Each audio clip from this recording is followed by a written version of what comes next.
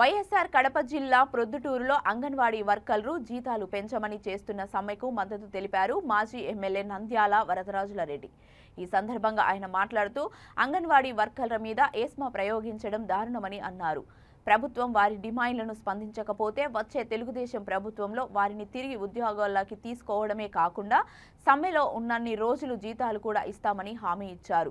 పాదయాత్రలో కపట ప్రేమని చూపించి అధికారంలోకి వచ్చిన ముఖ్యమంత్రి నేడు ప్రజలను కానీ ఉద్యోగస్తులను కానీ కలిసే పరిస్థితి లేదని మండిపడ్డారు। ఈ కార్యక్రమంలో మాజీ మున్సిపల్ చైర్మన్ ఆసం రఘురామరెడ్డి, మాజీ కౌన్సిలర్లు తలారి పుల్లయ్య, ఇతర నాయకులు పాల్గొన్నారు। కాబట్టి దయచేసి మీరు ఎవరు భయపడొద్దు, మేము అందరం అండదండలుగా మీకు ఉంటాం।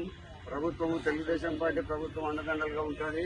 మీకేమి మీరు ఏదో గతంలో జగన్మోహన్ రెడ్డి గారు చెప్పినాడు కాబట్టి మీరందరూ సమ్మెలోకి పోయినారు, ఏదో చేస్తారని నేను కూడా పోవడం జరిగింది।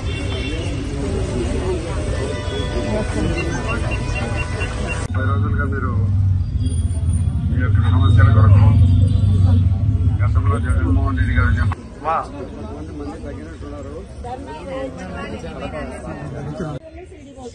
మరి అందరు ఎంత ఛార్జ్ చేస్తున్నారంటే ఆ రోజు ఒక నెల మీరు వచ్చి జాయిన్ అయితేనే ఏమో మీకు గుర్తుండే లేదు, ఇంకా రోజు ఏం పాటలేదు అట్లా ఈ రాత్రి ఈరోజు 10-15 మంది పోయి జాయిన్ అవుతున్నారు।